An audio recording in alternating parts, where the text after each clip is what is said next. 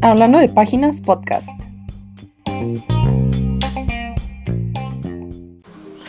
Hola, bienvenidos a otro episodio de Hablando de Páginas Podcast. Oigan, estoy súper feliz hoy porque me acompaña mi amiga Priscila Sotelo.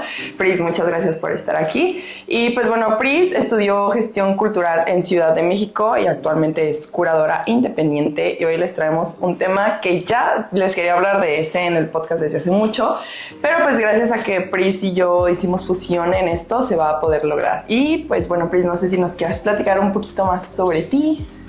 Gracias por invitarme, Mitch. Bueno, mi nombre es Priscila y me dedico a la gestión cultural. Trabajo como curadora independiente con diversos proyectos en la Ciudad de México, haciendo exposiciones, trabajando con artistas contemporáneos y pues tengo sobre todo experiencia trabajando en diversas galerías y museos, y pues mis intereses más destacados dentro del mundo del arte pues es el arte moderno y contemporáneo, que es la razón por la que estoy aquí, porque vamos a hablar de arte conceptual. Justamente el tema que les traemos es arte conceptual, y primero Pris nos va a hablar un poquito de esto, experta en el tema, y ya después yo lo voy a dirigir a la escritura conceptual. Y pues bueno, vamos a empezar. Entonces, si quieres, vamos a ir hablando como de este contexto, cómo surge, por qué surge, y vamos a ir dando algunos ejemplitos para que quede más pues contextualizado todo el tema, ¿va? A ver, dale, Pris. Bueno, voy a dar contexto de cómo se da el arte conceptual. Todo comienza en los años 60, donde en Estados Unidos estaba ya como la producción artística estancada en una serie de arte figurativo y como muy centrado en el aspecto formal del arte, o sea, es decir, en la composición, en lo cromático, en las pinceladas. Estábamos como con esta etapa del expresionismo abstracto, o sea, como que ese es de donde estaba parado el arte, y pues empiezan a surgir críticas y cuestiones ante este formalismo, ¿no? Exacerbado que había en el arte en ese momento, y se empieza a plantear esta idea de que el arte debe de reinventarse, y entonces hay una serie de procesos que buscan quitar el foco de la parte objetual del arte, de la parte material del arte, y más bien hacer una crítica hacia eso, hacia cómo se estaba haciendo el arte, y proponer más bien que el arte puede ser otra cosa. O sea, como creo que el arte conceptual surge justo de cuestionarse qué más puede ser el arte, qué otras cosas es el arte, y el proceso de hacer esta reflexión de la naturaleza del arte, pues es en sí lo que da resultados de obras conceptuales. Entonces, es como llevar el foco más allá del resultado material de una pieza y de los métodos técnicos tradicionales dentro del arte, a centrarse más en los procesos, en las decisiones que toman los artistas. Y esto de alguna forma pues pone al artista en una situación más como de intelectual, porque es como fusionar, es como iniciar un viaje ontológico de la naturaleza del arte. Entonces eso implica que va a haber una fusión entre el arte, que tiene pues bastante alcance, y el amplísimo mundo de la filosofía, ¿no? Y es como fusionar arte y filosofía en un movimiento que surge a mediados y más a finales de los 60 en Estados Unidos y Gran Bretaña principalmente. A mí me encanta porque justo como te decía antes de grabar, me encanta cómo voy viendo cómo se fusiona, pues bueno, la escritura conceptual surge también, ¿no? Del arte conceptual, ¿no? Y me encanta como ir viendo todos estos como match que hacen justo, pues bueno, el arte y la escritura, que la escritura pues también es un arte, vaya, pero me gusta mucho esto. A ver, entonces pues si quieres síguenos platicando un poquito de de esto. Sí, entonces siguiendo con esta idea, con este contexto de que todo era forma y hacía falta como meterle contenido al arte que se estaba haciendo, los jóvenes artistas de los años 60 deciden superar esta característica fundamental del arte, que hasta ese momento era que el arte tenía que ser un objeto, derivar en algo, o sea, en un objeto estéticamente apreciable. Entonces, el arte conceptual pues elimina esta referencia al objeto para centrarse en la idea. Cuando surge esta posibilidad de transmitir una idea, pues de alguna forma también le da como un valor cultural distinto al arte, porque entonces como que el arte conceptual viene a descolocar la postura tanto del artista como autor, y más bien posicionándolo como un intelectual también, porque pues el arte conceptual se deriva de investigación, reflexión, hacer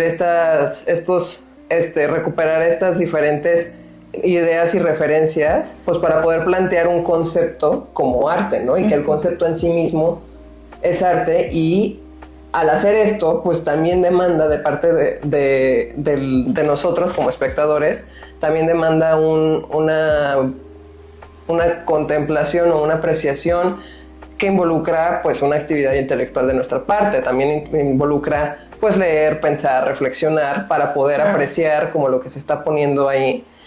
Y pues también, pues al ser una crítica del arte, de alguna forma creo que el arte conceptual es una crítica del arte de ese momento, y surge como criticando lo que se está haciendo, pues también descoloca a los críticos de arte, y entonces pues sí, genera toda una serie de movimientos que hace que el objeto arte se entienda de una manera muchísimo más amplia, y pone en crisis la definición de arte, y entonces pues toca como revalorar qué puede ser arte y qué no puede ser arte. Y algo que también como que me gustaría mencionar respecto al contexto sociohistórico de ese momento es que pues en la década de los 60 del siglo pasado, las posibilidades de que el arte pudiera transmitir ideas y le daba como un poder político y social. Digo, el arte pues siempre ha tenido ese poder, pues, pero el hecho de ser como más directamente hacia la idea, pues le da como un carácter político y social especial en este contexto, porque en esta década había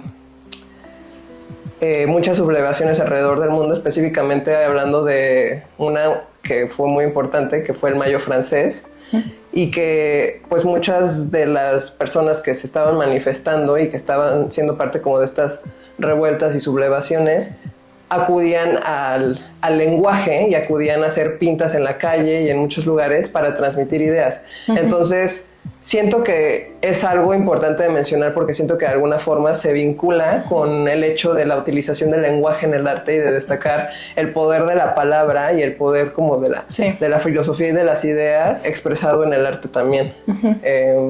Sí, que después empiezan a tener como este ribete político, ¿no? Sí. Y bueno, en ese momento también teníamos un movimiento que se llamaba Fluxus, que es un movimiento que entendía a la vida como arte, o sea, que la vida es arte y que todo es arte, en grandes rasgos. Disculpen mi reduccionismo, pero ese no es el tema de hoy. Así que, saco a colación esto del Fluxus porque dentro de ese movimiento de Fluxus empezaron a haber experimentaciones, porque justo también ellos abrieron brecha a entender el arte de una manera muchísimo más amplia que un cuadro y pintura, ¿no? Entonces, de aquí surge como por primera vez la denominación de concept art, que propuso Henry Flint, o sea, que dijo Henry Flint, que era un artista perteneciente al movimiento de Fluxus, para referirse al arte que estaban practicando artistas como George Brecht, George McWinas y Yoko Ono, que seguramente muchos conocen, la que separó a los Beatles, ¿verdad? Yoko. De hecho, hay un ejemplo muy padre que quiero enseñarles de Yoko Ono, pero es un video, así que bueno, como nota para cuando edites. O dejamos el link también en la descripción. Sí. Retomando como lo que planteaba Henry Flint al observar la práctica de sus colegas, era que el concept art era un arte cuyo material eran los conceptos.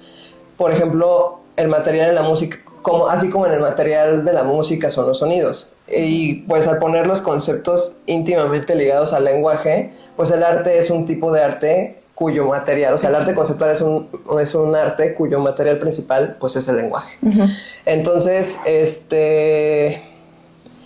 la obra artística se vuelve un espacio de especulación intelectual totalmente, lo cual, o sea, de hecho, estoy fascinada que me hayas invitado porque el arte conceptual iba a ser mi tema de tesis, pero bueno, esa es otra historia.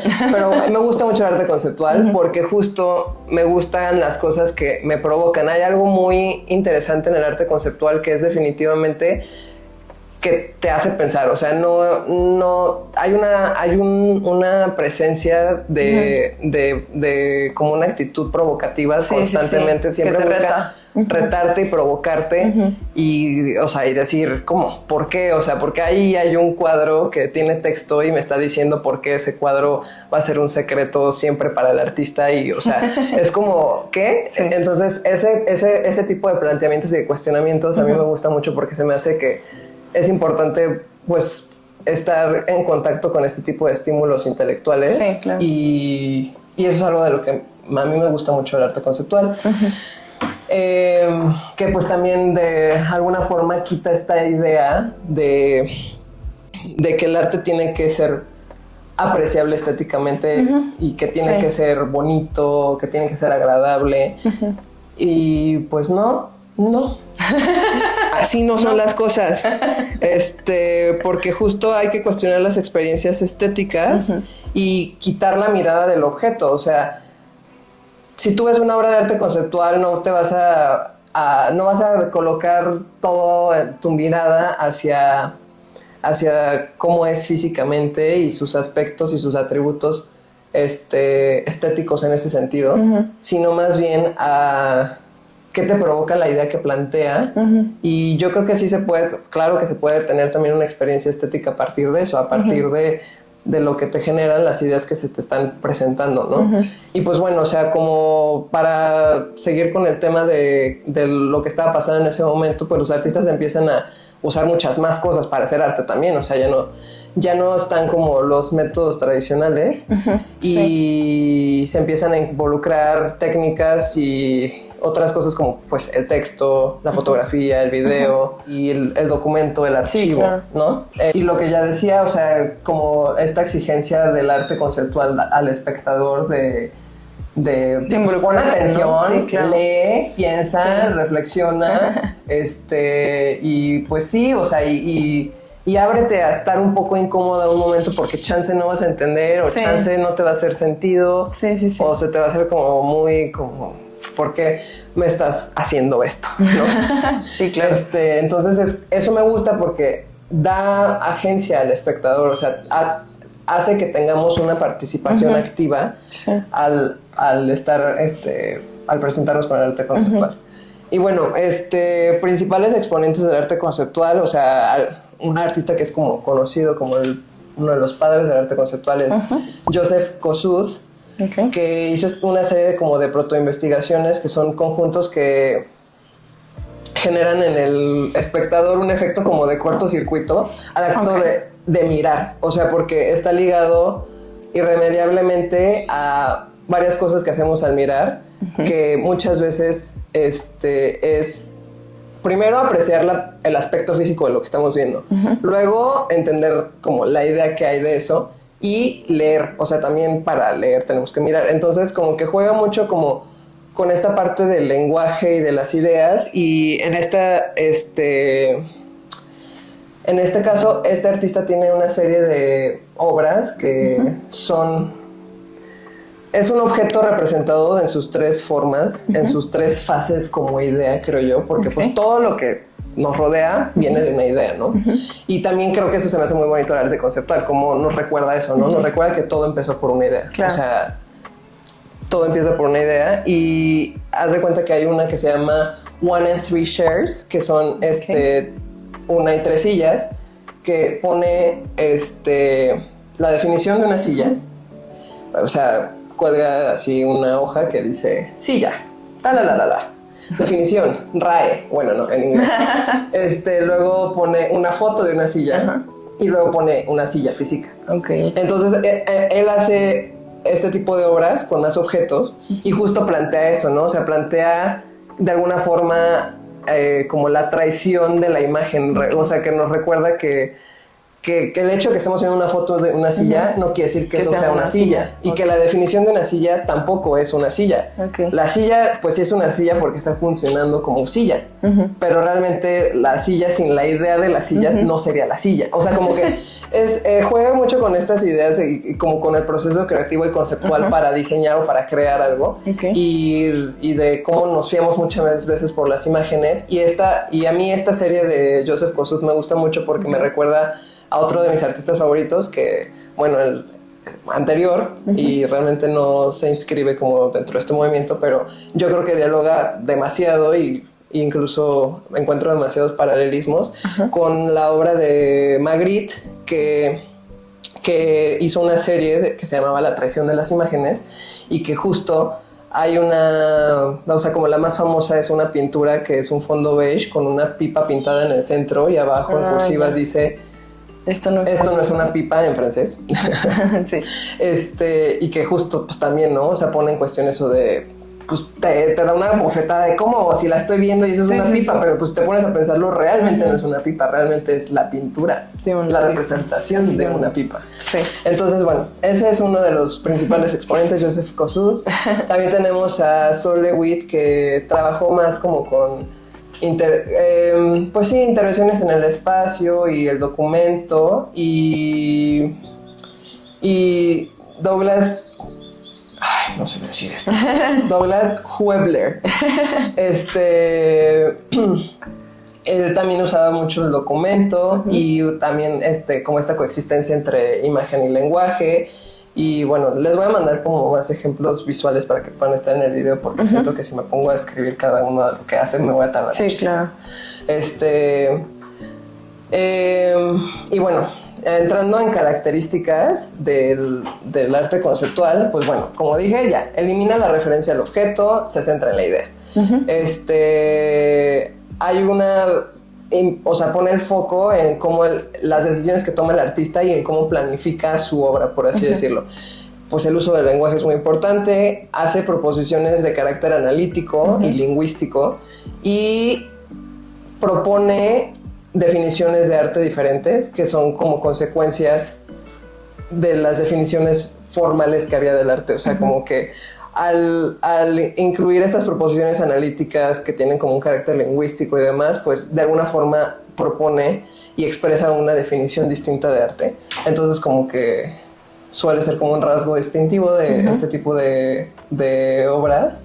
Y pues sí, le da prioridad a la información y nos invita como espectadores pues a aportar de nuestra propia información para poder interpretarla. Y pues separa la estética del arte. O sea, hace una distinción entre lo que viene siendo la percepción de las cosas, la representación gráfica de las cosas, como lo venía siendo la pintura, y separa esa parte con la de arte, que más bien propone que el arte es el concepto y la parte estética pues es la percepción de ese concepto, ¿no? Por lo que pues el concepto entonces es una obra en sí misma y pues reflexiona sobre la construcción y el papel del autor y redefine las condiciones de receptividad que tenemos como espectadores. Aquí es importante tal vez mencionar, hay una obra de arte que fue un hito, es un hito en la historia del arte, muy conocida, de Marcel Duchamp, que fue La Fuente, que es este migitorio que estaba firmado. Y de alguna forma pues eso sirve como base también. Esto sucede, o sea, lo de Duchamp sucede a inicios del siglo XX. El arte conceptual, como les dije, es ya en la década de los 60s. Pero es importante mencionar como la referencia de Duchamp, porque Duchamp de alguna forma marca la pauta del inicio como del arte moderno, que se va a abrir, a experimentar y a reflexionar sobre qué más puede ser arte, qué es el arte y de qué va eso, ¿no? Entonces como que sí es una influencia y sí es una referencia importante para estos artistas que trabajan pues con el concepto, ¿no? El concepto de arte. Sí, claro. Y bueno, pues como métodos también ligados al arte conceptual, pues se derivan justo del ready-made, que es que son objetos que usaba como los que usaba Duchamp, que se colocan en un contexto artístico y se proponen como obra de arte. Se llaman ready-made pues porque ya son objetos fabricados, ya están hechos y simplemente es la propuesta del artista la que los hace como insertarse en una definición de arte, ¿no? Y pues de alguna forma también existe cierto protagonismo del objeto en ese sentido, pero pues no necesariamente.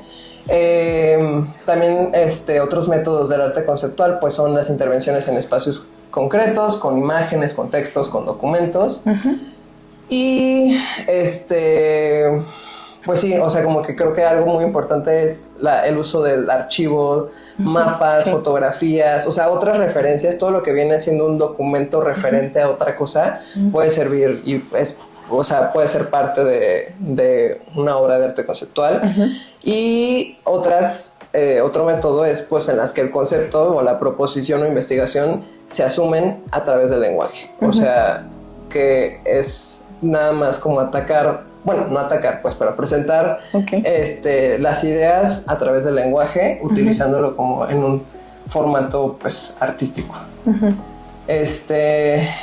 Y otra cosa son los artistas, o sea, como que cuál es el prototipo del artista, retomando la idea de que pues el artista ya se coloca como un intelectual al estar haciendo arte conceptual, pues es de alguna forma también un crítico, ¿no? Porque critica la idea de arte y utiliza escritos, investigaciones para exponer pues esas proposiciones y esos conceptos que va planteando dentro de su exploración sobre qué es el arte, la naturaleza del arte en sí. Aquí pues la percepción de las cosas y la concepción de las cosas van de la mano porque, como decía, o sea, para que haya arte tiene que haber un concepto. Entonces, pues la percepción de ese concepto va definiendo lo que es arte, entonces como que van parejas todo el tiempo. No es como que se privilegia la percepción de la cosa y después ves la idea, no. Entonces pues eso es como el arte como idea, el arte como conocimiento y algo que pues, les interesa a los artistas conceptuales mucho fue el intercambio de ideas, más que embalsar una sola idea en un solo objeto, ¿no? Más bien generar un flujo de ideas constante a partir de una pieza. Hablando ya de ejemplos, quise meter 2 exposiciones, igual y me voy a enfocar más en una para no hablar tanto. Que bueno, al ser un nuevo tipo de arte, pues demanda un nuevo tipo de formato de exposición de arte, ¿no? Y una de las primeras exposiciones de arte conceptual que se hace es una que se llamaba January Show, que la organizó Seth Siegelau. Sí, yo voy a estar igual con mis ejemplos. Yo cosas, nombres raros. Bueno, lo vamos a poner en la pantalla. Ahí disculparán, hablo español. Pero bueno, él era un coleccionista y un mecenas que organizó este January Show, proponiendo como o sea, en ese momento era una innovación, era una cosa así que desquiciaba a todo el mundo porque totalmente descolocaba a la gente de lo que creían que era arte. Entonces era como el límite último del arte, o sea, era como wow, o sea, ¿qué es esto, no? Y pues una exposición conceptual donde el catálogo, más allá de nada más ser como el catálogo de obras, se propone como una obra de arte per se. O sea, el catálogo de todas las obras ya no era nada más como un objeto para vender, sino que se convertía en un objeto de arte per se, ¿no? O sea, porque justo están estos elementos como la fotografía, el lenguaje, proposiciones, el concepto, el documento, las referencias. Entonces, el catálogo de esa expo era una obra de arte per se. Y bueno, lo quería mencionar porque creo que va de la mano con lo que vamos a ver con la literatura conceptual, que pues son que como el objeto per se, o sea, el catálogo per se puede tomar este valor artístico. Ese es el ejemplo, January Show. Les voy a poner fotos. Ya hablé como de otros ejemplos de pintura de obras conceptuales, como la fue de Joseph Kosuth, la que les quiero enseñar de Yoko Ono, y otra que se llama Secret Painting de Mel Ramsden, que era un artista británico que justo la pieza va de un cuadro negro y al lado una hoja blanca con letras que dicen: "The content of this painting is invisible. The character and dimension of the content are to be kept permanently secret, known only to the artist." Okay. Y pues bueno, creo que es un ejemplo clarísimo para cerrar la idea de lo que es el arte conceptual y de cómo el artista pues saca allá afuera las ideas, las utiliza para provocar al espectador, para invitar a la reflexión y para pues sacudir toda preconcepción de lo que creías que es arte, ¿no? Sí, claro. Y bueno, ahora platícanos. Ay, me gustó muchísimo tu presentación, Pris. Y yo, Muchas gracias. Felicidades. ¿Por qué no hiciste tu tesis de eso? Espero que sí se haya entendido lo que dije.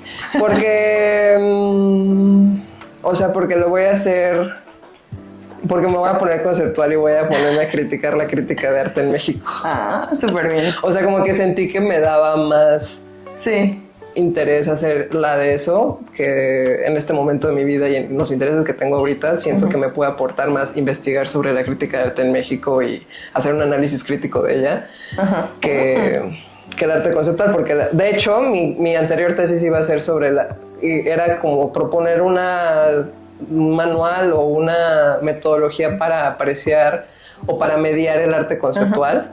Porque teniendo un público como el mexicano, o sea, en México especialmente, como que en general la idea de arte es muy tradicional. O sea, yo te digo arte, piensas en un cuadro y en una escultura, si bien me va. Entonces,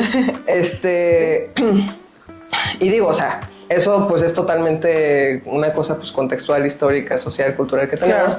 Y por ende, como que yo veía como muy valioso hacer una tesis donde se propusiera una metodología de mediar este tipo de arte que suele pues asustar a la gente, la neta, porque es que, o sea, como que ves ahí unas palabritas que te están diciendo que eso no, que es la silla y, o sea, como que, entonces, eso se me hacía padre porque me gusta la parte de la mediación, como dije, pero pues sí, ahorita creo que también me quiero enfocar a la crítica. Entonces, pues después nos traes tu crítica de la crítica.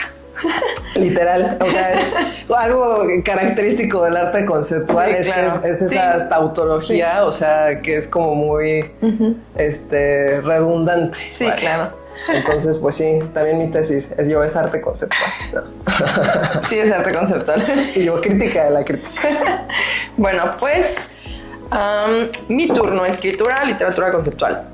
Bueno, creo que algo que Pris dejó muy claro es que justamente surge como de salir de lo convencional, ¿no? Y pues también esto surge, la escritura conceptual surge también a partir de los 60 en Estados Unidos, que después lo voy a retomar un poquito más, pero justo sí quiero hacer como foco en esto, ¿no? O sea, que rompe con lo convencional y también el tema de que no se centra en lo estético, sino justamente en los procesos, en el intelecto que lleva a hacer todo ese arte y justamente como quiere llevar al escritor a salir de la comodidad, ¿no? Que te lleva a muchos otros lados. Pues justamente es una escritura que juega con lo abstracto, lo filosófico, las alegorías, echa mano del archivo, cosas ya pues antes escritas, ¿no? Este es un rasgo muy común que proceden de materiales encontrados que más o menos elaborados dan lugar como a una nueva composición a través de manipular y apropiarse entre comillas, porque después también vamos a hablar de eso, de estos textos que ya existían, ¿no? Bueno, es una escritura completamente premeditada, justo como ya dije, que siempre va a invitar al lector a una reflexión más profunda que lo va a llevar a este lugar en donde quizá también como precises que si estás leyendo algo y dices que es que no estoy entendiendo nada, es porque pues justamente te quiere llevar como a otros lugares, ¿no? Y justo tienes que estar dispuesto a estar en esta situación quizá, pues sí, llamémosla de incomodidad, ¿no? En donde te va a invitar, a empujar a que hagas un poquito más que solo leer y ya, ¿no? Es una profunda reflexión, otra reflexión muy, pues profunda, vaya. Y pues bueno, también vamos a hablar un poquito de el plagio, porque pues la escritura conceptual toma pues fragmentos tal cual, hace como una clase de copy page de los archivos, pues bueno, también echa mano de la fotografía, de otros recursos también para traerlos a la narrativa y sacarla de esto convencional, pero no es plagio. Y yo aclarando, no es plagio, pero justamente después les voy a platicar un poquito de algo que hizo Cristina Rivera Garza, como hablar de esto de llamarle ahora desapropiación a lo que antes nosotros le llamamos pues apropiación, ¿no? Porque jugamos con esto de tomo algo que otra persona ya hizo y lo pongo aquí bajo un libro que tiene mi nombre como autoría, pero no es plagio. Después vamos a hablar un poquito también más acerca de esto. Pero pues sí, justo las bases son que pues no hay que poner ojo en lo estético, sino justamente en los procesos, en el intelecto que conlleva toda esta escritura y pues que sale mucho de lo convencional, ¿no? Juega con lo filosófico, lo abstracto y pues con las alegorías. ¿Cómo, cuándo y por qué surge? Pues justo ya también mencionamos que surge en el siglo XX, a partir de los 60 en Estados Unidos, y uno de sus precursores serían Craig Dworkin, que usó este término de escritura conceptual por primera vez para definir que es una rama de la literatura que toma justo este concepto del arte conceptual, que surge primero, son los pininos, el arte conceptual, y ya de ahí se trae a la escritura, para referirse justamente como a una non-expressive poetry, o una poetry of intellect rather than emotion, que nos habla justamente que esa escritura es un producto no de una como creatividad espontánea del poeta, del escritor, sino justamente un proceso intelectual que conlleva pues mucho más que solo pues un momento espontáneo de creatividad, ¿no? Después tenemos también a Kenneth Goldsmith, que para él la escritura conceptual es justamente esto, ¿no? Escritura no creativa, que pues bueno, retoma justo lo que les dije de Dworkin, y pues habla también de la apropiación y la manipulación de textos ya preexistentes para poder de ahí echar mano para sacar algo nuevo. Y pues bueno, surge también a partir de las herramientas nuevas que ahorita tenemos todos los escritores y artistas a la mano con internet, ¿no? Toda esta como ya información que tenemos a nuestra disposición, todos los archivos, los documentos, y pues también esta como cultura, ya, cultura entre comillas del copy page, ¿no? Y bueno, hacia 2009 tenemos a Vanessa Place y Robert Fierman. Quiero mencionar esto porque es súper importante, como su ensayo, que es nota sobre el conceptualismo, que es corto, pero es bastante denso en el tema. Y aquí comienza, a partir de este año 2009, 2012, empieza como a popularizarse más y a emerger más el tema de las teorías acerca de este concepto de arte conceptual y escritura conceptual, pero también pues comienzan, justo como en todo, el tema de las críticas, ¿no? Pues también hacia este tipo de arte, ¿no? Y pues uno de los ejemplos de Vanessa Place que quiero dar es Tragedia, que en él Place se autoplagia porque ella es abogada especializada en delitos de agresión sexual, y resultante de esta como autoplagia que ella se hace, son 3 volúmenes extensos. El primero es Argument, el segundo es Statement of the Case y el tercero es Statement of Facts, y pues estos textos resultan como muy provocadores, son demasiado crudos porque ella toma literalmente fragmentos de sus archivos, ¿no? legales, donde ella da testimonio de los abusos sexuales que tuvieron las víctimas y los pone en estos textos, y pues son muy provocadores y muy crudos, pues justo porque son testimonios reales, ¿no? Uh-huh. Y bueno, hay muchísimos más escritores también norteamericanos de ejemplos de escritura conceptual. No quiero ponerlos todos porque justo quiero hablar de 2 ejemplos más específicos latinoamericanos, uno argentino y el otro es mexicano.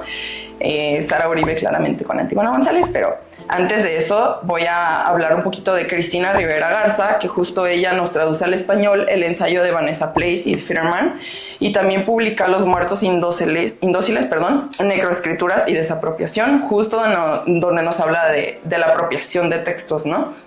Sus ribetes políticos, y le da un giro a la apropiación, que es justo lo que ya había mencionado antes, para que se vuelva desapropiación el hacer uso de otros escritos, ¿no? Que justamente antes de empezar a grabar, Pris y yo hablábamos de esto, como del hecho de que nada nace de la nada, o sea, todo escrito ya tiene como un antecedente intelectual, pues también están como los intertextos, ¿no? Siempre hay un precursor, y pues justamente a esto nos lleva el tema de la desapropiación, ¿no? Tomar algo que quizá no es mío, pero pues llevarlo a mi texto, se da pues justo este giro, ¿no? De que no me estoy apropiando de algo, llamámoslo ahora desapropiación, porque nada surge de la nada y todos los escritos están para todos. Y pues bueno, un poquito antes, en 1967, ahora sí, tenemos a León Ferrari, que es el argentino del que les quería platicar. De darles el ejemplo con palabras ajenas, así se llama su texto. Y este texto trabaja sutilmente dos planos. El primero revela de inmediato el contenido del volumen, que está hecho de frases ya existentes de diarios, revistas, libros, documentos, pero pues todo esto es ajeno al cuerpo del texto, ¿no? Pero lo trae, y al mismo tiempo denuncia patentemente la lejanía de estas con respecto a su propio pensamiento, ¿no? O sea, sí hace como una distinción de lo ajeno al pensamiento del autor. Y bueno, este texto es un libreto teatral, con escenas de personajes históricos hablando. Justo es una reacción a la guerra de Vietnam, de eso es la base del escrito, y termina siendo una galería completa de atrocidades pronunciadas por representantes del poder.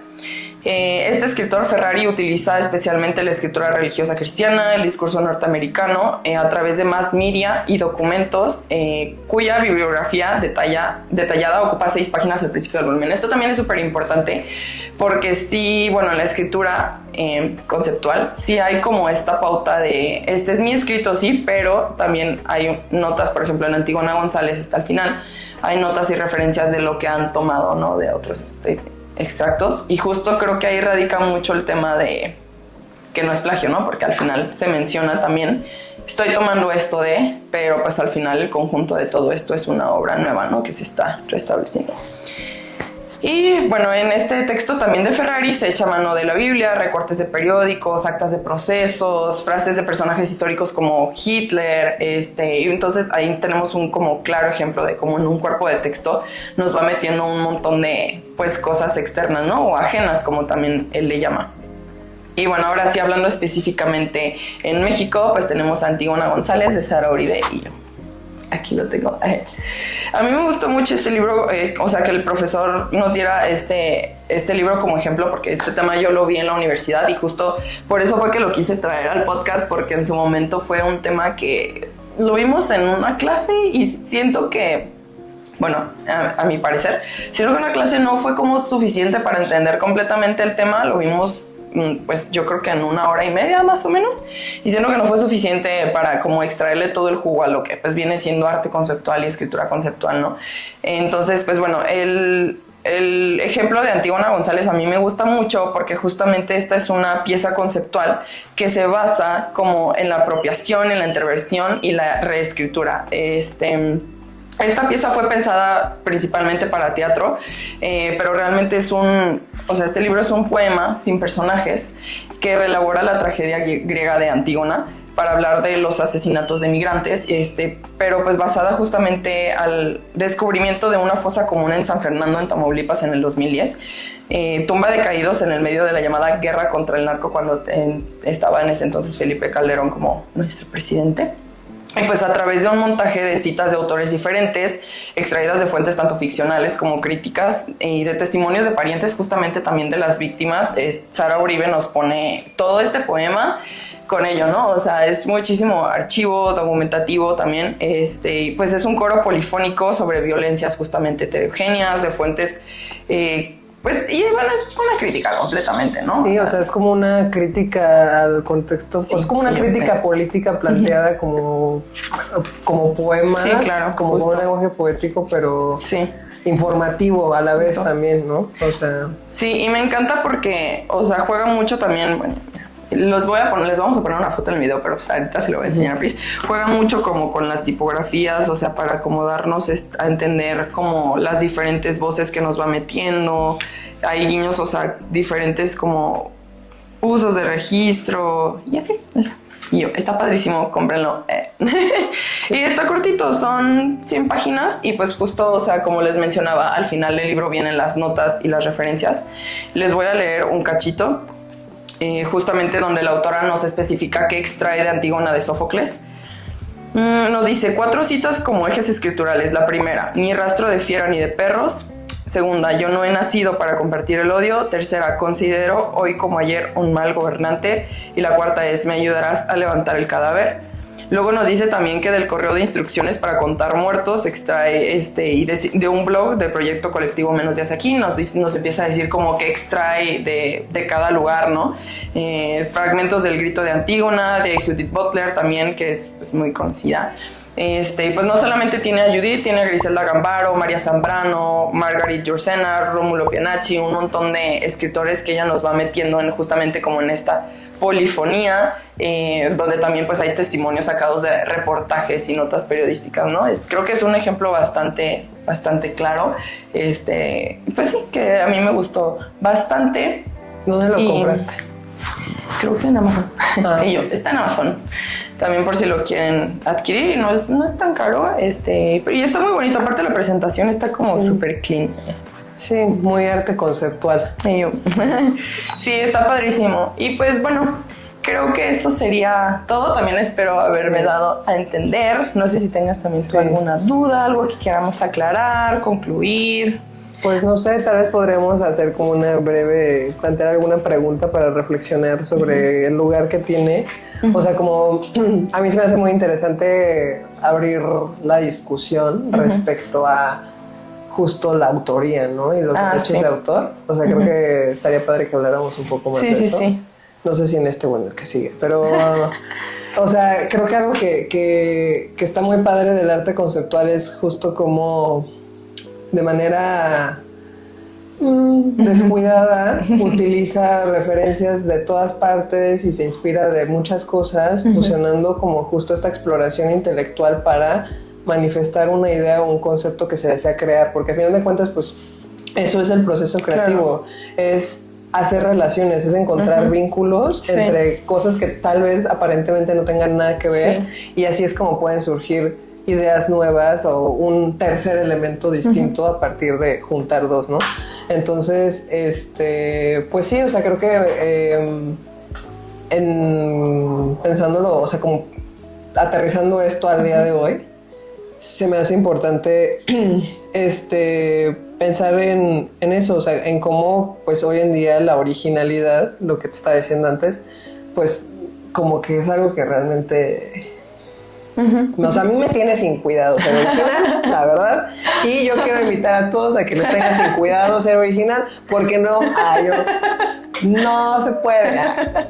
No, sí, pero justo sí, también por eso me puse el ejemplo de Cristina Rivera Garza con su texto de necroescrituras y desapropiación, porque pues sí, justamente creo que es algo que también vimos en clase y era así como, ¿pero qué es el plagio? O sea, el plagio pues obviamente es algo que una persona lo escucha y es como, hasta se asusta, ¿no? O sea, es como de que no, o sea, imagínate plagiar algo, obviamente pues te metes en un problema muy cañón, ¿no?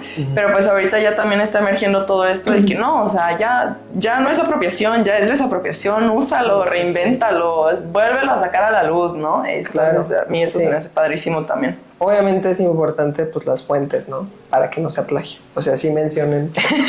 No sé, ellos sí. Que no les cayó del cielo esa idea. No sé. Sí, justamente, pues, algo, pues por decir así, créditos, pero pues las notas y las referencias, pues claramente tienen que estar ahí. Y yo, pues si no hay... Es una muy delgada línea. Y yo solamente con eso ya no es plagio. Es una línea muy delgada. Sí. La de ser original y no. Pero también otra cosa que está interesante respecto a la escritura conceptual y que creo que pues, de alguna forma, o sea, metafóricamente se hace también en el arte conceptual, es el proceso de reescribir y de entender la escritura no como estar juntando cosas, sino creo que muchas veces es quitarle cosas. O sea, creo que muchas veces el momento de estar escribiendo es discriminar información, sacar cosas, es un proceso de edición. Sí, claro. O sea, como que escribir nunca es escribir y ya. O sea, creo que escribir es reescribir todo el tiempo y estar en constante pues replanteamiento de tus ideas y pues sí, y hacer como esta suerte de pues collage de toda tu bagaje cultural, intelectual. Sí, justo. Eso me gustó mucho. Documental. Y dar como resultado algo que puede ser, si bien no tiene su foco en ser estéticamente agradable, creo que puede ser bastante estimulante y habrá gente que encuentre eso agradable o no, en el sentido de que pues echar a andar la piedra, ¿no? Como pensar, órale, qué interesante, o sea, qué interesante cómo a partir de un mito, de un clásico, de la mitología griega, puedes hacer una crítica política de el México en el siglo XXI, en un contexto de violencia y narcotráfico, o sea, como, ¿qué? ¿Sabes? O sea, como, para que vean. Hay conexiones en todas partes. Entonces, pues nada, o sea, como que me interesaba resaltar esos puntos porque creo que es padre invitar a la gente como a que se atrevan a ponerse conceptuales y hacer relaciones que tal vez no tengan nada que ver aparentemente, pero que les sirvan sus procesos creativos para resolver problemas. O sea, no tienes que escribir o ser artista para utilizar tu creatividad. Todo el tiempo tenemos que resolver cosas y hacer cosas. Entonces, creo que está chido como decir que aquí apoyamos el plagio. Y la utilización de otros recursos intelectuales y de otras ramas de conocimiento para resolver algo en tu disciplina específica. Sí, claro. Y ya. Ay, pues muchísimas gracias por haber estado aquí. Gracias por tu presentación, por prepararte para este momento. Me gustó muchísimo tu presentación y pues la verdad creo que va quedando bien y pues es un tema que a lo mejor al principio es un poquito denso, pero creo que lo pudimos desglosar de buena manera. Y pues bueno, gracias. Sí, ojalá nos entiendan y si no, pues vuelvan a escuchar. Lo volvemos a grabar. Ya sé. Pues bueno, muchísimas gracias por escucharnos. Espero que sigan teniendo un excelente día y nos vemos en el próximo episodio. Gracias. Chao. Hablando de Páginas Podcast.